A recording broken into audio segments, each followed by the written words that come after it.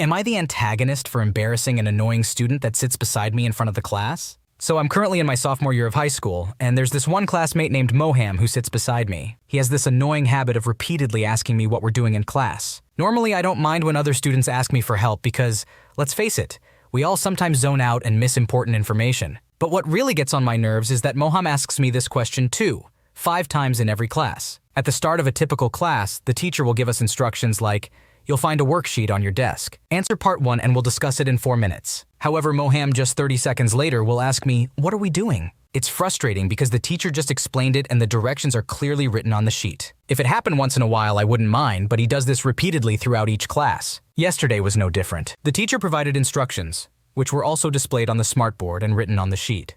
And of course, Moham asked me, what are we doing? So I told him to read the instructions and answer the questions. The questions asked for the definitions of 2 words, fair and it. We had dictionaries on our desks, so we looked up the definitions and wrote them down. But even after 3 minutes, while the teacher was discussing the questions, Moham asked me again, what is the definition of fair? I couldn't believe it because she was currently explaining it. Later, he asked me once more for the definition of it. It was frustrating because I had already explained it before. I ended up just turning my sheet over to let him copy my answers. Towards the end of the class, the teacher instructed us to read pages 11, 17, and complete part 3 and 4, the remaining questions, for homework. Moham once again asked me what we needed to do. I told him to read pages 11, 17, and finish the worksheet. I also mentioned that he should pay more attention during class because it's really irritating to constantly be asked about what's happening. That's when he started arguing back, which I found ridiculous. I mean, seriously? How did he even get into honors English if he can't listen to the teacher? It's embarrassing to constantly be asked the same question. The classroom fell into silence. Moham looked at me as if he was offended, and I just looked away, putting my binder and pen away. The teacher broke the silence by repeating the homework instructions before the bell rang. During lunch, I shared the incident with my friend as a funny story, but he told me that I was being kind of rude for calling out Moham in front of everyone. Interestingly, he didn't show up at school today. So am I the asshole? Moham continuously asking you what is happening in class, even after the instructions have been clearly given, is annoying and disrupts your focus. You have a right to feel frustrated by this behavior. It's understandable that you reached a breaking point and called him out in front of the class. However, it might have been better to address the issue in a more private and less confrontational manner. Nonetheless, your frustration is understandable and doesn't make you the a-hole in this situation. Am I the antagonist for in-laws feeling unwelcome in our home? So, my husband and I recently had a baby about 9 months ago. We've established some boundaries that have not been popular with everyone. One of those boundaries is asking people to call before coming over to our house, as my husband is away during the day, and the baby and I often take naps if we haven't slept well the night before, which happens quite often.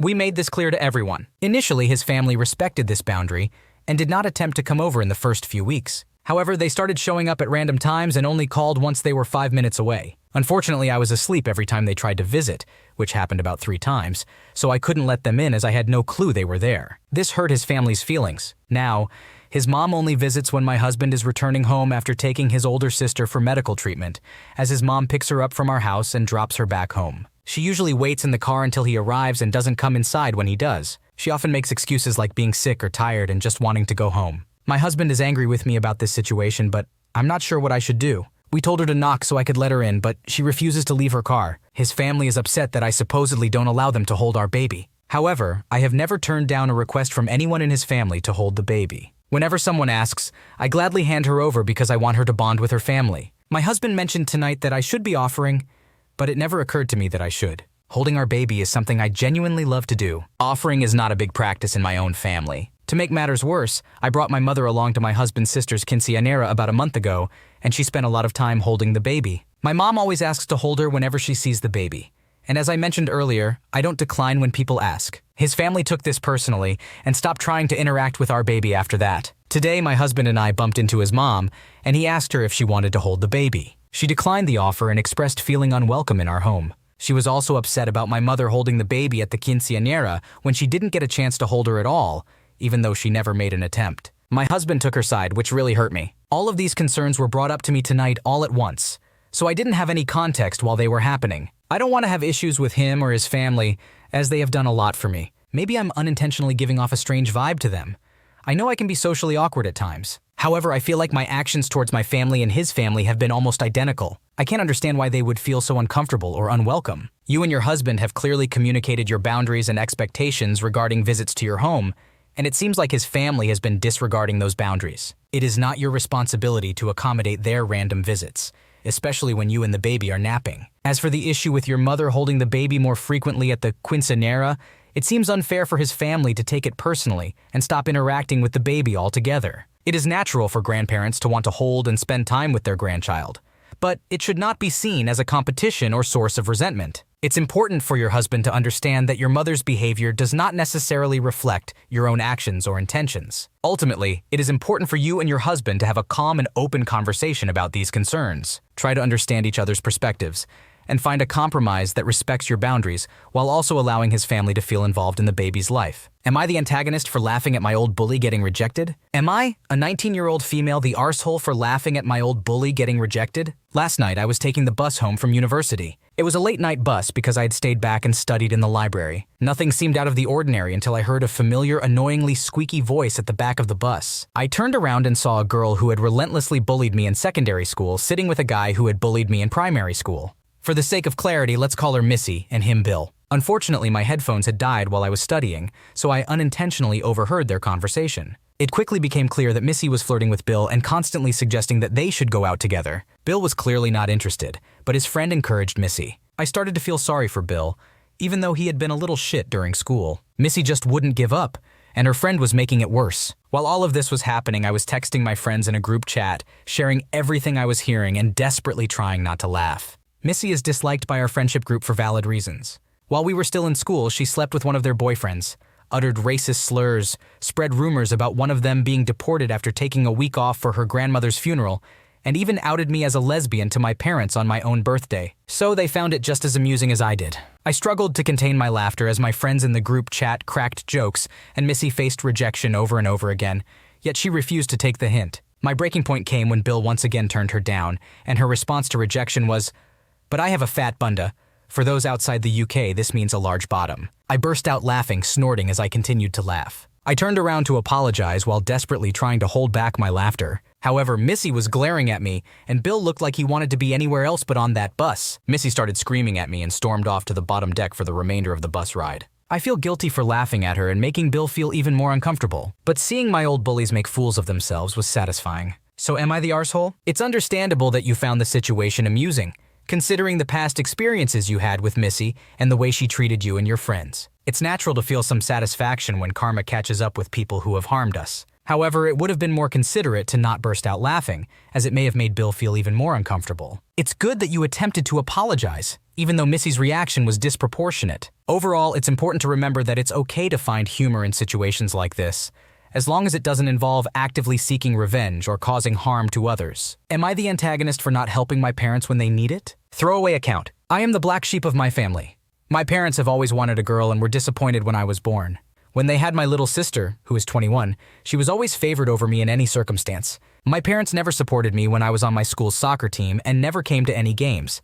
Meanwhile, when my sister joined art club, they wanted to be there and bought her expensive supplies. I never got anything I wanted for Christmas, and I stopped getting gifts when I was 13, but she got anything and everything until she was 17. I don't blame my sister at all. Even though I was extremely jealous of her as a kid, she did make an attempt to include me in everything she was able to do, and would even have tantrums if my parents told her I couldn't do this with her, forcing them to bring me along. When I got older, I began to appreciate her more because of that, and even felt bad for her as she was a teenage girl begging to have her own space, but my parents would not give her that as she was their miracle. She couldn't even have her own job when she turned 16 because they would just give her any money she wanted, which would have been more than her job was ever paying her. When I was 18, I moved out with money I had set aside when the day did come, and my parents did not care at all. If anything, they were more excited since 3 days after they took my sister on a week-long vacation in California. I was too fed up to even be mad or sad at this and ended up going no contact with them. I only remained in contact with my sister, and we would make up for the time I couldn't have with her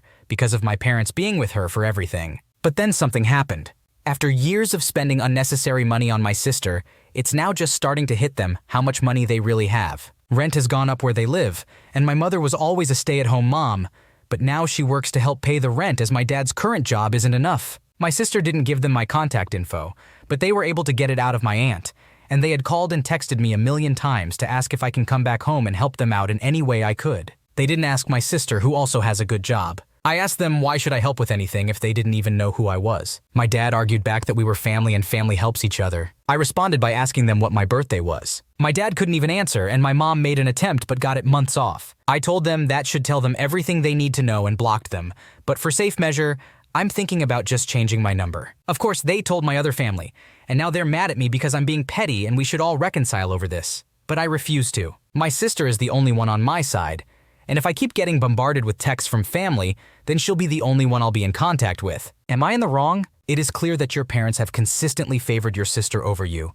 neglecting your interests and needs while showering her with attention and gifts. It's understandable that you would feel hurt and resentful towards them. Moving out and going no contact was a healthy decision for your own well-being. Given your parents' past behavior, it seems insincere for them to suddenly ask for your help when they are in financial trouble. Their lack of knowledge about your birthday further demonstrates their disinterest in your life. It is your choice whether or not to help them, and it is understandable that you would question their motives and feel hesitant. Your other family members may not fully understand the extent of your parents' favoritism and the negative impact it had on you. It's important to prioritize your own mental and emotional health, and if that means maintaining minimal contact with your extended family, then that is your decision to make. Your sister has been the only one who has shown support and inclusion towards you, and it's understandable that you would want to maintain a relationship with her. Focus on what makes you feel happy and fulfilled, and don't let the opinions of others pressure you into reconciling with your parents if you don't feel ready or willing to do so. Am I the antagonist for using up and wearing out the washing machine with Unwashables?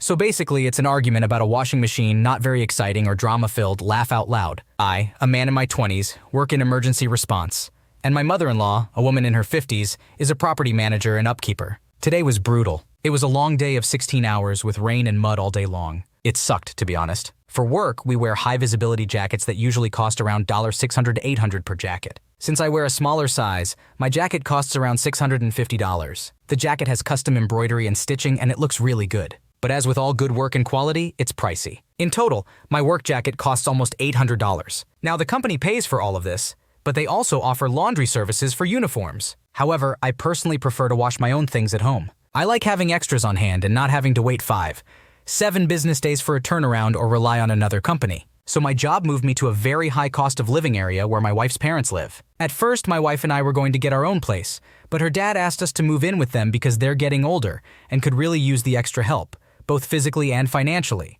So we have the upper floor, and they have the rest of the place. This arrangement works fine for everyone. We share a kitchen and laundry, and that's about it. We usually eat together, as the first one home from a standard day will usually cook. Today I came home, and my work jacket was stained with mud and dirt. Rinsing it off didn't work, so I realized that I might actually have to wash it to get all the dirt stains out. I tossed it in the washing machine and selected every option I could for a cold water wash. Heavy-duty wash, pre-soak, extra spin, extra rinse, and something else. When my mother-in-law got home, she was horrified by something. I thought there might be a leak or something, so I went to the laundry room and she freaked out because someone put a single item, my work jacket, into the washer by itself. And not only that, but it was on a 2.5-hour cycle. She went crazy about how I'm using up the washing machine's ability to wash properly by abusing it like that. Then it escalated to me wearing out the components of the washer by putting it through the wringer like this. I didn't argue with her. I apologized if she felt that way and if I somehow offended her by using the washer for my work jacket. She was visibly angry and stormed out of the house. It's been an hour and she hasn't come back yet. Personally, I don't think I did anything wrong because the machine wouldn't have that setting if it weren't designed to run the cycle. But am I the jerk for using up and wearing out the washing machine by only washing a single item on a 2.5-hour cycle? Personally, I think she should be grateful and glad that I'm smart enough not to mix other brightly colored and white clothes with a mud-stained jacket. You are not in the wrong here. It is reasonable for you to wash your own work jacket, especially since you prefer to have extras on hand and not rely on laundry services. The settings you used on the washing machine were available for a reason, and it is unlikely that washing a single item on a longer cycle will significantly wear out the machine. Your mother-in-law overreacted, and her reaction was disproportionate to the situation. She should have expressed her concerns calmly instead of getting angry and leaving the house. Your apology was polite and considerate, but it was not necessary in this situation. Am I the antagonist? My best friend wants me to pay for shipping of her jacket. I don't think I should. My best friend forever of 11 years and I went to the state fair with our boyfriends. It was really cold, in the 60s, and my BFF offered me her jacket, which she told me she wanted back. We live 3 hours away from each other, so it's not easy to return things quickly. Her and her boyfriend ended up leaving earlier, but my boyfriend and I stayed for an extra hour. I honestly forgot that I was wearing her jacket. The next day, she called me upset about the jacket. I apologized and explained that I forgot, but even if I had remembered, I would have assumed she wanted me to keep it for the night so I wouldn't freeze. However, she insisted that she wanted it back and asked me to mail it to her. I asked if she could send me money through Venmo for the shipping, but she refused, saying that I was the one who took it. She then told me that she's going to be honest and called me a very selfish person. She even brought up how I used to be stingy in middle school, which was true, but I've changed since then. I pointed out that I paid for the Uber to the club and back to the hotel without asking for any money, and I also gave her tickets for her and her boyfriend to ride the Ferris wheel, even though she said she'd pay me back and never did. I didn't care about the money, so I don't see how I'm selfish. But she insisted that the fact I keep track of these things makes me even more selfish. This is frustrating because I was simply defending myself. When they ran out of tickets, she asked if they could borrow mine and said she'd pay me back. She claims that when my boyfriend pulled out our tickets to see if we had enough for a ride, I told him not to stress out because it was their problem, not ours. I explained to her that this was not true, and that the only time I told him not to stress out was when we were running out of tickets for ourselves, and I assured him that I would get the next batch. I even asked my boyfriend, and he doesn't remember me saying that either. She says that she's setting boundaries and that if I respected her boundary, I should pay for the shipping of the jacket. I told her I don't have much money right now and I don't understand why I have to pay for it when we could just wait until we see each other again. She kept calling me selfish, so I hung up and texted her that I'll mail her the jacket, but I need some space. She replied with, okay. Then this morning, she sent me her new address. Am I the one in the wrong here? Your friend clearly expressed that she wanted her jacket back and you dismissed her request. It is your responsibility to return the borrowed item, regardless of whether you assumed she wanted you to have it for the night. Asking her to Venmo you money to ship it back after you forgot is also unreasonable. Additionally, bringing up past behavior and trying to justify your actions by listing things you have done for her in the past does not excuse your current behavior. It seems like you are not fully acknowledging or taking responsibility for your actions, which is why your friend is upset and setting boundaries. Apologize sincerely to your friend, return her jacket promptly, and work on being more considerate of others' needs and boundaries in the future. Thanks for watching. When you subscribe, make sure to hit the bell to turn on notifications so you never miss a video. To finish listening to all the stories, check out the playlist in the description.